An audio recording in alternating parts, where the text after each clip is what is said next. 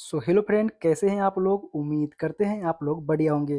तो फ्रेंड्स, यह वीडियो आपको कुछ अलग हटकर देखने को मिलने वाला है, क्योंकि मैं इस वीडियो में आपको बताऊंगा कि जीएस वाला जो मेन सेक्शन आपका 40 नंबर का पूछे जाते हैं, चाहे आपका 6 to 8 में हो, या फिर आपके 9th 10th में हो, या फिर आपके 11th 12th में हो, वो सारे में आपके जीएस के 40 नंबर के वो क्वेश्चन पूछे जाते हैं, जो कि स्टूडेंट यहीं पे आपके मात खा जाते हैं, जिस कारण उनका रिजल्ट नहीं आता है। बच्चे तो यहाँ पे अपने सब्जेक्ट में 80 नंबर का जो सब्जेक्ट होता है उसमें तो पकड़ बना लेते हैं, लेकिन रिजल्ट नहीं आने के कारण क्या होता है, आपका जीएस ही होता है। ठीक है, तो अगर आप जीएस में अगर आप पकड़ बना लेते हैं, जीएस में आपके 25 प्लस आप स्कोर करते हैं, तब जाके आपका रिजल्ट हो जाता है। ठीक है, तो आज हम आपको लाइव प्रूफ के साथ बताऊंगा कि जीएस में आप कैसे जो है 25 प्लस या फिर 30 प्लस आप कर सकते हैं। और टीआरई 1 टीआरई 2 में यहाँ पे मैंने साफ तौर पे लिखा है कि टीआरई 1 टीआरई 2 और टीआरई 3 में यहाँ से सिर्फ इसको पढ़ने से और इस बुक को फॉलो करने से सिर्फ आपके एग्जाम्स में जीएस में आपके 25 प्लस आ जाएंगे। लाइव प्रूफ के साथ आपको दिखाने वाला हूँ। तो सारा क्वेश्चन आपका टीआरई 1 टीआरई 2 और टीआरई 3 में यहीं से आपका बीपीएससी द्वारा पूछा गया था। ठीक है, तो यह वीडियो उनके लिए है, यानी कि 6 to 8 का तैयारी कर रहे हैं उनके लिए है, 9th 10th का तैयारी कर रहे हैं उनके लिए है, या फिर आप 11th 12th का तैयारी कर रहे हैं उनके लिए यह आपका महत्वपूर्ण बन जाता है। ठीक है, तो चलिए हम लोग एक एक करके देखते हैं कि किस तरीके से आप जीएस में है 25 प्लस और 30 के आसपास में आप रेंज में आप स्कोर कर सकते हैं। ठीक है, तो दोस्तों देखिए, अब यहाँ पे आपको क्या करना है। सबसे पहले तो बात समझेंगे हम लोग कि आपका एक तो 5 चैप्टर होता है, एक होता है आपका हिस्ट्री, जिसमें आपकी 8 क्वेश्चन आते हैं। उसके बाद आपका क्या होता है, हिस्ट्री के बाद आपका होता है ज्योग्राफी, ज्योग्राफी में भी आपके 8 क्वेश्चन आते हैं। उसके बाद आपका होता है करेंट अफेयर्स, करेंट अफेयर्स में भी आपका 8 क्वेश्चन आता है। उसके बाद आपका क्या बच गया, उसके बाद आपका साइंस बच गया, साइंस में भी आपका 8 क्वेश्चन आता है। देन आपका मैथ बच गया, मैथ में भी आपका 8 क्वेश्चन आता है। टोटल मिलाकर अगर बात करें इन सारे क्वेश्चन से आपके 40 क्वेश्चन यहाँ पे आपके पूछे जाते हैं। तो आपको हिस्ट्री की मैं बात करता हूँ कि आपको हिस्ट्री का तैयारी कैसे करना है 8 नंबर का, जिसमें से आपको 6 और 7 तो निश्चित ही आएगा, सिर्फ यहीं से आपको करने से आएगा। ठीक है, तो चलिए आपको करना क्या है। तो दोस्तों, फर्स्ट ऑफ ऑल आपको करना क्या है, यहाँ पे हम लोग देखेंगे। एक मिनट, हाँ चलिए।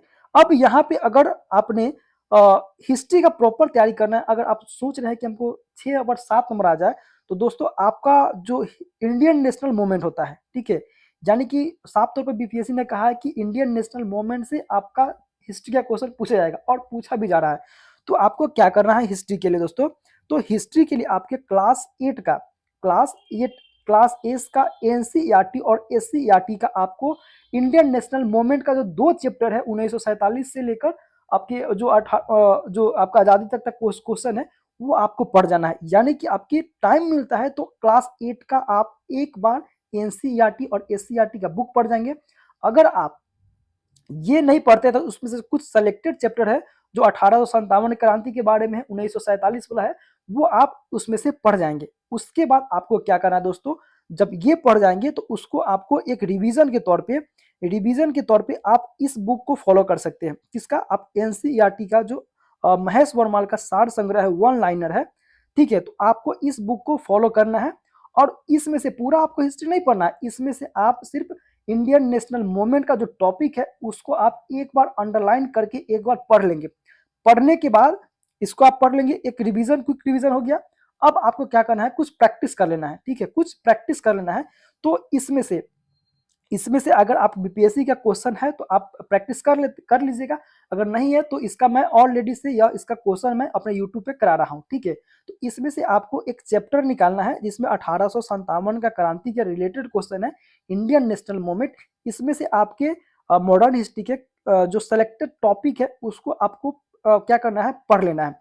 पढ़ने के बाद आपको यहाँ से क्वेश्चन आपके क्या बन जाते हैं, 6+ आपके क्वेश्चन यहाँ पे हिस्ट्री का आपका कोई नहीं छीनेगा। ठीक है, तो आपका 8 में आपका 6+ आपका स्टोर जो है क्वेश्चन यहाँ पे आपका बन जाएगा। ठीक है, तो आपको क्या करना है, सबसे पहले आपके एनसीईआरटी का क्लास 8 का हिस्ट्री पढ़ना है। उसके बाद उसके बाद क्या करना है, आपको वन लाइनर इसमें से एक टॉपिक उसमें से पढ़ जाना है। देन आपको एक प्रैक्टिस के लिए इसको एक फॉलो कर लेना है। ठीक है, या फिर आप फॉलो इसको भी नहीं करते हैं तो आपका क्या करना है, जो बीपीएससी टीआरई 1 टीआरई 2 और टीआरई 3 में जितना भी आपका जीएस के क्वेश्चन हुए हैं, चाहे वो कैंसिल वाला हो या फिर आपका मेन एग्जाम हो, उसको सारा का आपको रिवीजन करना है। देन आपका उसमें से क्या हो जाएगा, आपका 8 नंबर कंफर्म हो जाएगा। बात समझ गए? हिस्ट्री का बात कर लिए। अब दोस्तों हम लोग ज्योग्राफी की बात करते हैं। तो दोस्तों ज्योग्राफी में अभी तक जीएस में देखा गया है कि आपके क्लास 9 से और एनसीईआरटी के क्लास 9 से और आपके एनसीईआरटी के क्लास 10 से यहाँ से क्वेश्चन आपके जीएस में पूरा क्वेश्चन आपके पूछ रहे हैं। तो आपको ज्योग्राफी के लिए क्या करना है, ज्योग्राफी के लिए सबसे पहला काम आपको करना है कि बीपीएससी टीआरई 1, टीआरई 2 और टीआरई 3 का सबसे पहले आपका पीवाईक्यू क्वेश्चन देख लेना है। क्वेश्चन देखने के बाद आपको एक एक बार आपका वन लाइनर इसको आपको रीड कर लेना है, एनसीईआरटी के बुक को रीड करना है।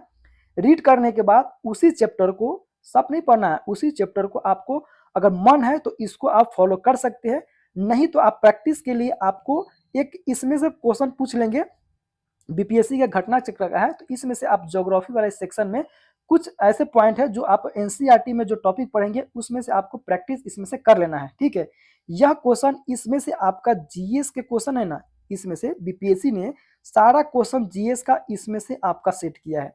ठीक है ना, तो एनसीईआरटी अगर आप एनसीईआरटी तो मोस्ट है, अगर आपको टाइम नहीं मिलता है तो आप एक बार घटना चक्र इसमें से आप कर लीजिए और टीआरई 1, टीआरई 2 और टीआरई 3 का कर लेते हैं।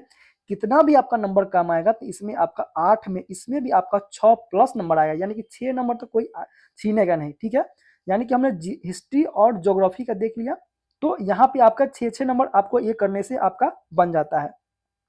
देन आपका क्या बचता है, साइंस बचता है। तो साइंस में आप जो एनसीईआरटी का 9 और 10th है, तो आपको टाइम मिले तो ये पढ़ जाइए, लेकिन अगर आपको आप एसएसटी के छात्र हैं यानी कि सामाजिक विज्ञान के छात्र हैं तो आप एनसीईआरटी को नेग्लेक्ट भी कर सकते हैं, अगर टाइम हो तो पढ़े अन्यथा छोड़ दे। अगर एनसीईआरटी नहीं पढ़ते हैं तो आपको सबसे पहले आपका टीआरई 1, टीआरई 2 और टीआरई 3 का प्रीवियस ईयर का क्वेश्चन एक बार जीएस का सिर्फ देख लेना है। उसके बाद आपको इसमें से आपका साइंस का वन लाइनर आपको मोस्ट आपको पढ़ लेना है। ठीक है, आपका एनसीईआरटी 9 और 10th का जितना भी आपका one liner question important fact है, ये सारे क्वेश्चन आपके इस बुक में आपको देखने को मिल जाएंगे। तो इसमें से आपके साइंस के वन लाइनर को पढ़ जाना है। वन लाइनर के पढ़ने के बाद आपका इसमें से साइंस का आपको जो है प्रीवियस ईयर का क्वेश्चन आपको इसमें से कितना मिलेगा, मात्र 100-150 क्वेश्चन आपका साइंस का होगा, तो आप इसमें से आप कर लेंगे। जिसके बाद आपको यहाँ से अगर आप एनसीईआरटी ना भी पढ़ेंगे ना तो कम से कम मिनिमम आपका 5 नंबर यहाँ पे देखने को मिल जाता है। 8 में आपका 5 नंबर तो 100 आ जाएगा। ठीक है, अगर आपका लक सही रहा तो 6-7 नंबर भी आ जाएगा। तो हिस्ट्री, ज्योग्राफी और हमने साइंस का देखा। उसके बाद बात आता है करेंट अफेयर्स का। ठीक है, तो दोस्तों क्या आता है आपका करेंट अफेयर्स का आता है। तो करेंट अफेयर्स के लिए आपको क्या करना है कि अभी आपको करेंट अफेयर्स के अगर टाइम है तो डेली आप मॉर्निंग में 20 मिनट का किसी का वीडियोस देख सकते हैं, या फिर मैं तो बोलूंगा कि लास्ट में आपका जब एग्जाम्स बचेंगे 1 महीना या फिर 15 दिन, तो 15 दिन के बाद किसी यूट्यूब चैनल को आप फॉलो कर सकते हैं, जहां पे आप सिर्फ मैराथन क्लास करने से आपका मिनिमम 4 से 5 क्वेश्चन वहां से आ जाते हैं। ठीक है, अगर आप डेली का पढ़ रहे हैं तो कोई इशू नहीं है। अगर आप नहीं पढ़ते हैं, ज़्यादा आपके पास टाइम नहीं है, तो आप सिर्फ एक काम कर सकते हैं कि आपके एग्जाम्स के 1 महीना पहले या फिर 15 दिन पहले मैराथन क्लास, 1 साल का मैराथन क्लास आप कम से कम 3 से 4 बार देख लेंगे। 3 से 4 बार यानी कि 3-4 घंटे क्लास होता है, तो आप 2x करके या फिर 1.5x करके देख सकते हैं। तो आपको आपको मैं रिकमेंड करूंगा कि आप जो है करंट अफेयर्स का आप क्लास जो है 1 महीना एग्जाम्स के जब फॉर्म भर लेंगे तो आप करंट अफेयर्स का क्लास जो है हर सप्ताह में, हर Sunday to Sunday same video को आप 2-3 बार देख लेंगे, तो आपका वहां से कंप्लीट हो जाएगा। और उसके बाद आपका 4 से 5 नंबर मोटा मोटी आपका यहाँ से आ जाएगा। ठीक है, तो हिस्ट्री में आपका हो गया, बता दिए कि आपको एनसीईआरटी का क्लास 8 का पढ़ना है, उसके बाद घटना चक्र का वन लाइन पढ़ना है और यहाँ से आपको पढ़ लेना है। ज्योग्राफी का सेम बताएं, अगर आपका टाइम है तो 9-10 का पढ़ लीजिए, बाकी आप इसको फॉलो कर लीजिएगा।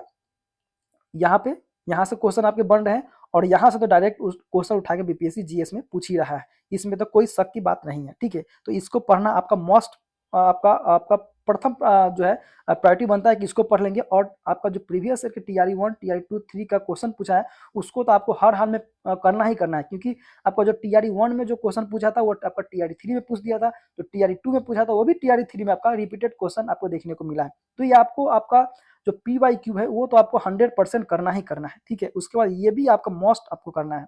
बच गया आपका जो मैथ बच गया। देखिए, जो साइंस से बिलोंग करते हैं उसके लिए तो मैथ कोई दिक्कत नहीं है, लेकिन जो आर्ट्स के साथ छात्र हैं, जो सामाजिक विज्ञान के छात्र हैं, उसको क्या करना है, सिर्फ इस बुक को फॉलो करना है। ठीक है, सिर्फ आपको इस घटना चक्र का फॉलो करना है।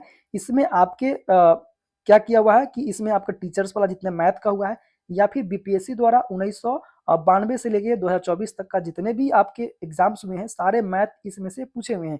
और बीपीएससी क्या कर रहा है, सेम क्वेश्चन इसमें से उठा के सिर्फ डिजिट को आपको बदल दे रहा है। तो आपको मैथ प्रैक्टिस के लिए आप इसमें से कर सकते हैं, या फिर ना भी कीजिएगा तो आपको मिनिमम आपको कम से कम तो 4 नंबर मैथ में बन जाते हैं। ठीक है, तो आप इस तरीका से पैटर्न को फॉलो कर सकते हैं। ठीक है, तो मैंने बताया किस तरीके से आपको करना है। तो हिस्ट्री में आपको क्लास 8 का पढ़ना है। ठीक है, क्लास 8 का पढ़ लेना है। तो उसमें से आपको कितना नंबर, कम से कम आपका 6 नंबर तो बन ही जाएगा। ज्योग्राफी में आप पढ़ लेते हैं, वहां से भी आपका 6 नंबर बन जाएगा। साइंस की बात करें, ठीक है दोस्तों, क्या करना है, साइंस की बात करना है। तो साइंस में आप कितना भी कम पढ़िएगा ना, तो दोस्तों आपको वन लाइनर आपको पढ़ लेते हैं, आप पीवाईक्यू कर लेते हैं, तो यहाँ से आपको 5 नंबर बन जाएगा। उसके बाद करेंट अफेयर्स में भी आपके 6 नंबर बन जाएंगे। अगर मैथ के स्टूडेंट आप अगर नहीं है, अगर थोड़ा बहुत अगर मेहनत भी कर लेते हैं, तो दोस्तों आपको यहाँ से कम 4 से 5 क्वेश्चन आपको यहाँ पे देखने को बन ही जाते हैं। यानी कि 6 6 12 6 18 18 5 कितना हो गया, 23 23 5 28, यानी कि आपकी 28 क्वेश्चन का टारगेट लेके चलेंगे तो आपको क्या हो जाएगा, 25 प्लस यहाँ से क्वेश्चन आपके हर हाल में आपका क्वेश्चन आएगा। और जैसे ही दोस्तों, जैसे ही आपके जीएस में, जैसे ही जीएस सेक्शन में आपके 25 प्लस आते हैं, आपका ऑटोमेटिक रिजल्ट आपका बन जाएगा। क्योंकि आपके सब्जेक्ट में आप क्या करेंगे, अगर आप दो सब्जेक्ट का कॉम्बिनेशन है, तो वहां से आपको मिनिमम तो क्या आता है, मिनिमम आपके 60 नंबर आ जाते हैं। मिनिमम आपके 60 नंबर आ जाते हैं, और 60 और 25 को जोड़ते हैं तो आपका कितना आ गया, 85 85 आपका आया है, तो रिजल्ट आपका बन जाता है। ठीक है, तो आपको जीएस के लिए इन्हीं चीज को फॉलो करना है। ठीक है, तो आई होप ये आपके वीडियो जो है पसंद आया हो। मिलते हैं अगले वीडियो में, तब तक जय हिंद।